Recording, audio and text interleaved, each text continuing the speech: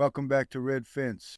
Today we're addressing one of the most debated, most misunderstood, and most consequential political ideologies in human history: socialism. You've heard the word thrown around in campaign speeches, news headlines, and heated dinner table arguments, but understanding socialism's history and ideas can inspire curiosity and respect for its complexity. Here's what most people get wrong. They treat socialism as if it were a monolith. The history of socialism is, in fact, the history of competing ideas about how society should be organized, who should control wealth, and what it means to live freely. So let's set the record straight from the ancient philosophical roots, through the firebrands of the Industrial Revolution, all the way to the democratic socialists of America marching in New York City in 2019. This is going to be a comprehensive episode covering socialism's origins, debates, and key ideas. Buckle in.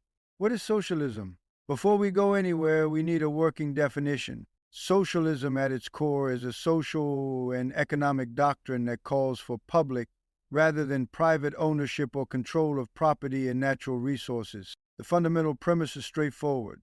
Individuals do not live or work in isolation. Everything produced in a society is, in some sense, a social product. And if that's true, then society as a whole, not just a privileged few, should own or at least control property for the benefit of all. This puts socialism in direct opposition to capitalism, which rests on private ownership and allows individual choices in a free market to determine how goods and services are distributed, helping the audience feel clearer about their differences. Socialists argue that capitalism inevitably creates unfair concentrations of wealth. The few who emerge victorious from market competition use that wealth and power to reinforce their dominance, leaving workers, as Karl Marx and Friedrich Engels put it in the manifesto of the Communist Party, to do the capitalist's bidding to survive. But here's something important to understand right from the start. Socialists have never agreed with each other on the specifics. Two persistent internal debates have defined the ideology across centuries. The first: how much property should society control? Should it be everything or just the major means of production?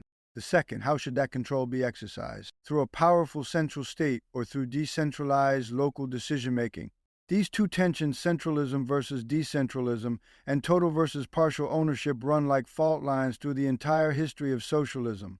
Keep them in mind as we move forward. Here's a fact that surprises most people. Socialism did not come from Karl Marx. Not even close. The intellectual roots of socialist thinking reach back almost as far as recorded thought itself. According to Encyclopedia Britannica, some historians trace proto-socialist ideas as far back as Moses. The ancient Greek philosopher Plato, in his Republic, depicted an austere society in which men and women of the guardian class shared not only their material goods but also their spouses and children. Early Christian communities practiced the sharing of goods and labor, a simple form of socialism that was subsequently carried on in certain forms of monasticism. The English humanist Sir Thomas More took these ideas further in his 1516 work Utopia. In More's imaginary island of Utopia, land and houses are common property, and everyone works at least 2 years on communal farms. Money has been abolished, and people take what they need from common storehouses. This powerful imagery served as a critique of Christian societies and influenced future socialist thought. Then came the English civil wars of the 1640s and 1650s, which gave rise to radical groups like the Diggers, who claimed that God created the world to be shared, not divided for private profit. When they acted on that belief, literally digging and planting on land that wasn't legally theirs, Oliver Cromwell's protectorate disbanded them by force. These early visions of socialism were largely agrarian. They were about land, about farming communities, about simple living. That would change dramatically with one of the most disruptive events in human history, the Industrial Revolution. The Industrial Revolution changed everything. As factories replaced fields and cities swelled with displaced workers, the conditions of the laboring class deteriorated dramatically. Children worked in mines. Wages were poverty level. The working day was brutal. And the wealth being generated flowed not to the workers who created it, but to the owners of the machines. It was in this context in the early 19th century that socialism emerged as a political movement. The term socialist itself came into common use around 1830 to describe radicals who combined moral outrage at industrial capitalism with a faith in science, reason, and the capacity of human beings to build a better society. These early socialists believed that if you could design the right kind of community, the right social conditions, you could transform human behavior. People weren't selfish by nature. They were made selfish by circumstances. Change the circumstances and you change the people. The utopian socialists Owen, Fourier, and Saint Simon. The most important of these early thinkers were later labeled somewhat dismissively the utopian socialists. Three names dominate this era. Henry de Saint-Simon was a French aristocrat and one of the first utopian socialists. He didn't call for public ownership of productive property outright, but he did advocate for public control through central planning. His argument was this: in an industrial society, it makes sense to put economic arrangements in the hands of the most knowledgeable and productive members, scientists, engineers, industrialists, who could direct production for the benefit of all. He believed history moved through stages and that feudalism was giving way to industrialism. The logical endpoint, he argued, was a rationally planned society. Robert Owen was something different. He was a successful industrialist who became a socialist. Owen operated textile mills in New Lanark, Scotland, that were both highly profitable and, by the standards of the time, unusually humane. No children under age 10 were employed. His core belief was that human nature is not fixed, but formed by conditions. If people are selfish or vicious, it's because society has made them that way. Change the conditions, change the people. In 1825, Owen put his money where his mouth was. He purchased land in Indiana and established a cooperative community called New Harmony, a self-sufficient settlement in which property was commonly owned. New Harmony failed within a few years, taking most of Owen's fortune with it. But he wasn't done. He turned his attention to trade unions and cooperative businesses, planting seeds that would bear fruit decades later. Charles Fourier was perhaps the most imaginative of the three. A French clerk with grand visions, he argued that modern society bred selfishness and misery because its institutions, the competitive market, the male-dominated family, repetitive labor frustrated people's deep need for variety and harmony. His solution was the Fallon story. A self-sufficient community of about 1,600 people organized around the principle of attractive labor, the idea that people will work happily if their work engages their real interests and talents. Each member would rotate between different occupations to prevent boredom, and while private investment was allowed, everyone would share in ownership, and inequality would be strictly limited. Fourier was visionary. He was also wildly impractical, but his ideas influenced generations of reformers. What united these three men and what set them apart from Marx, who would come later, was their belief that you could build a better society by example, by creating model communities and demonstrating that cooperation worked. Marx would reject this approach entirely. Karl Marx is unquestionably the most important and influential theorist in the history of socialism. Full stop. Marx was born in 1818 in the German Rhineland. As a young philosophy student at the University of Berlin, he was immersed in the idealist philosophy of GWF. Hegel, the idea that history is a story of spirit unfolding through conflict and contradiction. Marx took Hegel's framework and turned it upside down. For Hegel, history was a story of ideas struggling towards self-realization. For Marx, it was a story of material conditions of classes struggling over economic resources. This was his theory of historical materialism. The idea that the economic structure of a society is its real foundation, and that everything else, politics, law, religion, culture, rises from that foundation. It is not the consciousness of men which determines their existence, Marx wrote. It is, on the contrary, their social existence which determines their consciousness. Marx, working closely with his collaborator Friedrich Engels, argued that all of history is the history of class struggle. Enslaved people against masters, serfs against nobles, workers against capitalists. In each era, the dominant class uses its control of the means of production to exploit those who have nothing but their labor. Under capitalism, Marx argued, the working class, the proletariat, owns nothing but its labor power. The capitalists extract surplus value from that labor. The workers create more value than they are paid in wages, and the difference goes to the capitalists as profit. This is exploitation by design. It isn't an accident of the system, it is the system. But capitalism, Marx believed, carried the seeds of its own destruction. As capitalists competed with each other, they would drive wages down, create periodic crises, and generate an ever-growing, ever more desperate proletariat. Eventually, that proletariat would become conscious of its own oppression, and it would revolt. In 1848, Marx and Engels published the Manifesto of the Communist Party, one of the most influential political documents ever written. Its opening line remains one of the most famous in history. The history of all hitherto existing society is the history of class struggles. The manifesto was a call to action. The path to socialism, Marx and Engels declared, lay not through cooperative communities or model settlements, but through class conflict. This is why they labeled Owen Fourier and St. Simon utopian, a term they meant as a put-down. The utopians dreamed. Marx called his approach scientific socialism. In 1867, Marx published the first volume of Das Kapital, a dense, rigorous economic analysis of capitalism that would shape political economy for generations. What made Marxism different from earlier socialism wasn't just a theory. It was a revolutionary politics. Marx believed the working class would not simply be handed a better society, it would have to seize it. The capitalist state, he argued, was an instrument of class domination. It had to be overthrown.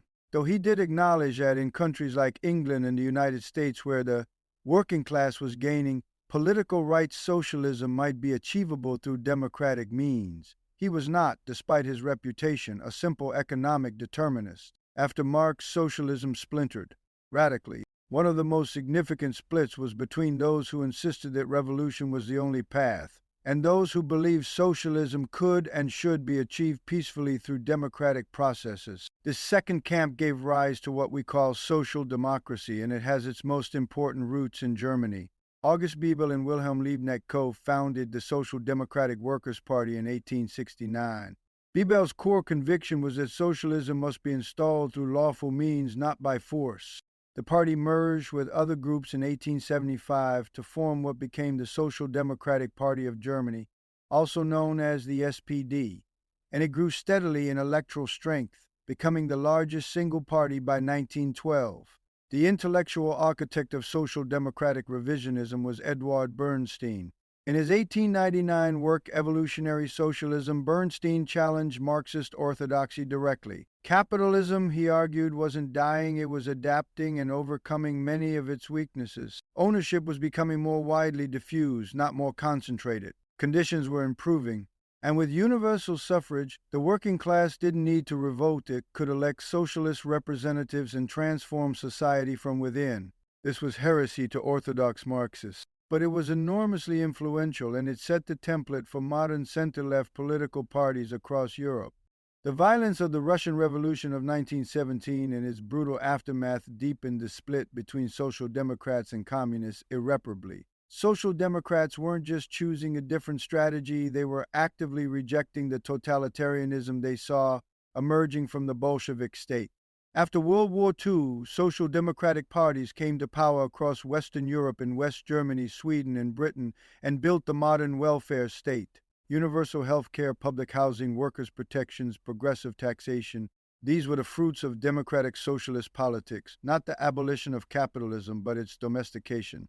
Not everyone who rejected Marx's revolutionary vanguard also rejected radical action. Syndicalism was a movement that sought to organize workers into unions or syndicates to use direct action, including the general strike, to overthrow capitalism and transfer control of industries to the workers themselves. Where Marxists looked to a revolutionary party to lead the working class, syndicalists placed their faith in the union.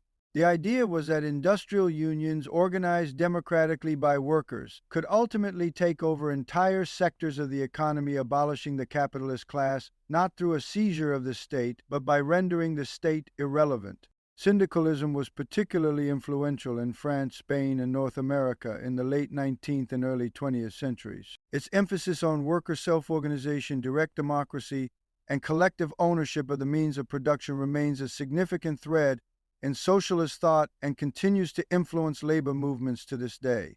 Guild socialism, a related British variant, proposed that industries be managed by guilds of workers rather than by either private capitalists or a centralized state. Both movements shared a deep suspicion of concentrated power, whether in the hands of bosses or bureaucrats. No discussion of socialism's history can avoid the defining socialist project of the 20th century, the Soviet Union.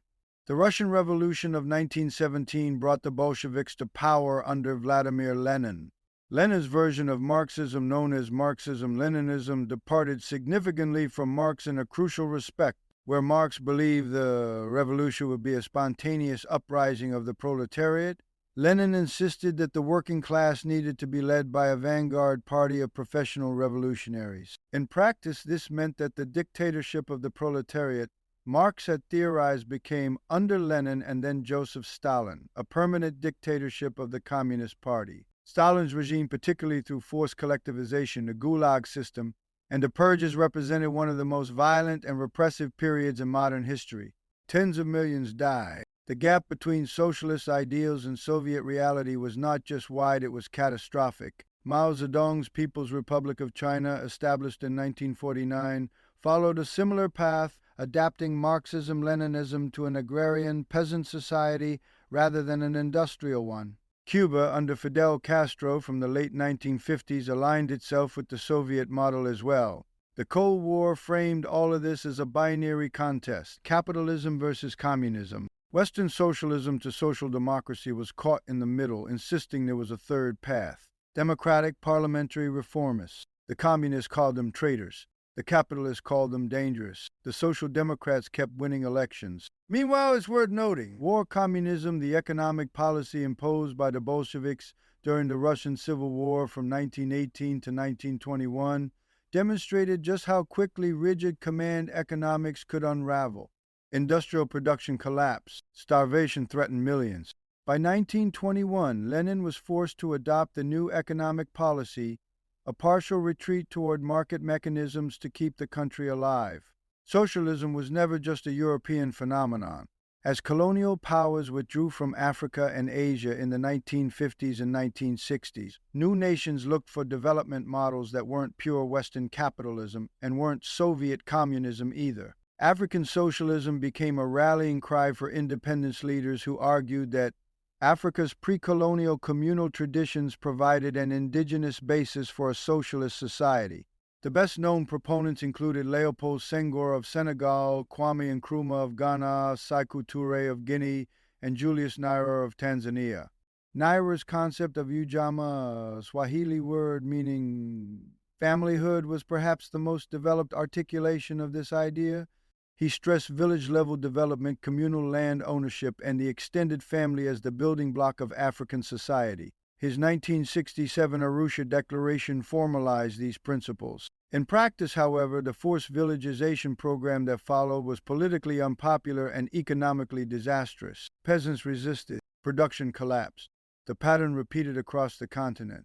Nkrumah in Ghana, after declaring himself president for life in 1964, was overthrown in 1966. Touré's Guinea became increasingly authoritarian. African socialism's failure was not just economic, it was political. Once in power, these leaders proved no more democratic than their conservative counterparts. In Latin America, the socialist tradition took different forms. Cuba's Fidel Castro established a Marxist-Leninist regime after his revolution in 1959 that endured for decades. Salvador Allende in Chile attempted something rarer and more ambitious, a democratic path to socialism. Elected president in 1970, he moved to nationalize foreign corporations and redistribute land and wealth. The opposition, domestic and foreign, was fierce. In 1973, a military coup ended his government and his life. Several left-leaning leaders followed in Allende's footsteps in the early 21st century.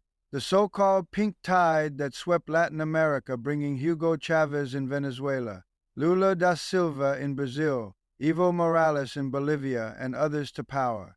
Their programs varied considerably, but most shared a commitment to expanded welfare provision, resistance to IMF austerity policies, and at least partial nationalization of key industries. The most important event in the recent history of socialism was not the founding of a socialist state, it was the collapse of one. In 1985, Mikhail Gorbachev became General Secretary of the Communist Party of the Soviet Union, and launched his twin programs of glasnost openness and perestroika restructuring. His goal was to modernize the Soviet system, increase productivity, and raise living standards without fully embracing a market economy. Glasnost created political space for dissent that had been brutally suppressed for decades. Across Eastern Europe, one by one, communist regimes fell. Poland in June 1989, Hungary, East Germany, Czechoslovakia, Romania, and the Berlin Wall came down in November 1989. By 1991, the Soviet Union itself had dissolved. An attempted coup by communist hardliners in August 1991 collapsed so swiftly and completely that it only accelerated the disintegration. By the end of the 20th century, communism, though not quite dead, was, as one historian put it, certainly dying. The collapse forced a profound rethinking across the global left. If the Soviet model was bankrupt, and clearly it was, what did socialism mean now? The debate that followed gave rise to what became known as the Third Way, a center-left position that would preserve the socialist commitment to equality and welfare while abandoning class-based politics and direct public ownership of industry. In 1995, Tony Blair's Labour Party in Britain embraced this approach, dropping its long-standing commitment to the nationalization of basic industries. 2 years later, Labour won a landslide electoral victory. Bill Clinton made similar moves in the United States, Gerhard Schröder in Germany, and Wim Kok in the Netherlands. Critics on the left argued that the Third Way abandoned socialism in all but name. But even these critics were rarely calling for a return to Soviet-style central planning. Instead, many advocated for market socialism, a system where businesses compete for profits in a market, but are owned or at least governed by the workers who operate them. Workplace democracy, in other words, economic decisions made by those most affected by them. So where does that leave us today? The answer is in a surprisingly live debate. In the United States, a country that spent much of the 20th century treating socialism as essentially synonymous with treason, the word has undergone a remarkable rehabilitation, particularly among younger generations who came of age after the 2008 financial crisis. The Democratic Socialists of America, known as the DSA, was formed in 1982 from a merger of earlier socialist organizations. For most of its history, it was a small, marginal organization. Then Bernie Sanders ran for president in 2016, openly identifying as a democratic socialist. DSA membership exploded. By 2019, its members were rallying in New York City on May Day, and several DSA-affiliated candidates were winning local and state elections across the country.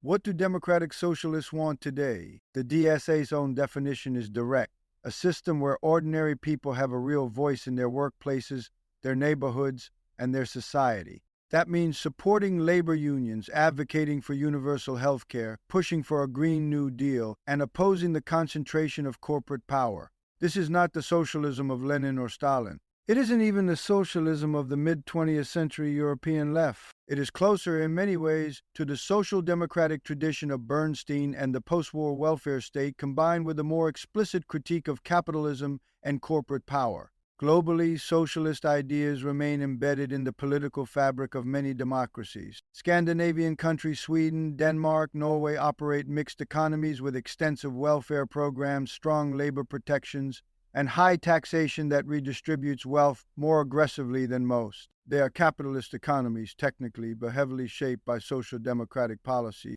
In parts of Latin America, left-wing governments continue to push for nationalization of resources, land reform, and social welfare expansion. In Africa, post-colonial socialist experiments have mostly given way to market-oriented development, though debates about resource ownership and economic justice continue. The intellectual debate has also shifted. The question is no longer whether a revolutionary proletariat will overthrow capitalism. The Marxist prediction has not been borne out. The question is whether capitalism's tendencies toward inequality, environmental destruction, and the concentration of power can be checked through democratic means, and if so, how. Market socialism, which blends worker ownership with market competition, offers one answer. Green socialism, which prioritizes ecological sustainability, offers another. Democratic socialism, which seeks to use electoral politics to expand public goods and constrain corporate power, offers a third. What all of these positions share is the foundational socialist conviction that human beings flourish not in isolation but in cooperation, that the economy exists to serve society, not the other way around, and that the distribution of wealth and power is not a natural phenomenon, it is a political one, and therefore subject to political change. So what is socialism in the end? It is not a single doctrine. It is not a single political movement. It is not exclusively associated with the Soviet Union or with Sweden or with the DSA or with Karl Marx. It is an ongoing argument 2 centuries old and counting about the relationship between individual freedom and collective welfare, about who should own the means of production, about how power should be distributed in a society, about what we owe each other. The history of socialism is not a simple story of utopian dreamers versus hard-nosed realists. It is a story of genuine ideas clashing with hard realities, of experiments that succeeded and experiments that failed catastrophically, of ideals that inspired liberation movements and ideals that were used to justify authoritarian regimes. Understanding that complexity is essential, not because socialism deserves uncritical celebration or reflexive condemnation, but because the questions it raises are real questions. They are questions every society has to answer. We've traced that history today from Plato's Republic to Robert Owen's New Harmony, from Marx's Communist Manifesto to the fall of the Berlin Wall, from Julius Nyerer's Tanzania to Bernie Sanders' 2016 campaign. The debate is not over. It never really is. Thanks for listening. If you found this episode valuable, share it with someone who benefit from understanding this history more clearly. And we'll see you next time.